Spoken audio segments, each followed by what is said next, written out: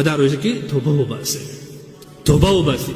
الله جل جلاله ته بهترین خلق هغه دي چې ګناه کوي او بیا توبه ورباندې باسي. الله وایي که چیرې زما ټول بندګان داسې چې یوه ګناه نه کوي دا ټول زه ختموم.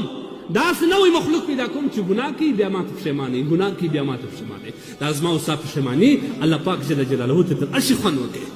پام کوئ د روژې کې پښیمانه سه لاسونه پورته کړه، خپلې بیبي ته وایي تر اسمان سره ودرېږه، الله ته وژاړه.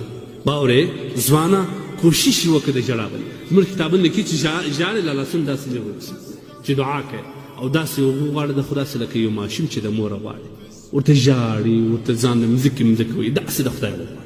ای الله زه ګناهګاره یم، زه خطاکاره یم، ما ګناه کبیره کړې ده، درواغ مې ویلي دي، بدنظري مې کړې ده، په یو چا پسې مې بهتان ویلی دي، ای الله ستا د احکامو نافرماني مې کړې ده.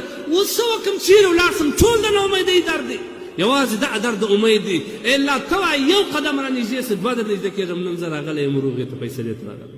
الا ما معاف کړه. په دا وخت کې ویل لیس شی احب الی الله من قطرتین، د دوو قطرو نه محبوب الله ته بل شی نشته. یو قطره الدموع، یوه هغه وژکه ده چې د یو ځوان یا د سپین ږیري بابا یا د یو مور یو د خور د سترګې څخه راوبیدل د خدای د وینې څخه او پر خپل ګناه د پښیمانۍ څخه راوبیدل. دا الله پاک وایي د دې قیمت څه نه لرم. الله وایي زه نه لرم. وژاړئ په دې روژه کې، په دې وشکې کې پام کوئ د الله د شرع او د نبي علیه السلام او د فرشتو د امین مستحق ځان جوړ نه کړئ. الله شرع کړی